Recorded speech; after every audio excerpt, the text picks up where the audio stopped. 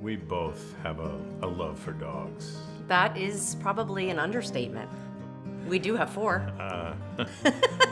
Two of them I came with, and they've begun our family, and you had one, And then we got and one then, together. Then we added one who's maybe another 4, but we added one. So let's talk about your 2 a little bit, right? So there's Carter. He's a miniature white Eskimo. Very special, beautiful white Eskimo-looking snow dog who just loves to be protective as much as he loves being in your lap. Yep. And then, of course, we have Tux.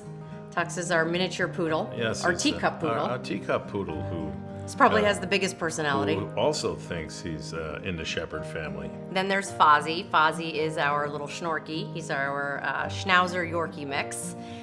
He's amazing and has tons of personality. We call him the General. He is the general. He runs the show. He keeps them all in line. Including us. Yes, that's true. And then, of course, there's Jackson, who's our Aussie Doodle. He's an Australian Shepherd Poodle. Who's the kindest, gentlest soul that we have ever come across, who also, he's not sure whether he thinks he's a teacup poodle at any given point or Sitting on our clavicle. or an 80-pound dog that he is. But you know what I love the most? That every night you thank him for sharing this journey with us through this universe. Yes, we have a little chat before we go to bed, Jackson and I, that I share with him how special it is that he's chosen us, Yes. and how important that means, and I'm ready to keep that travel going. Yes.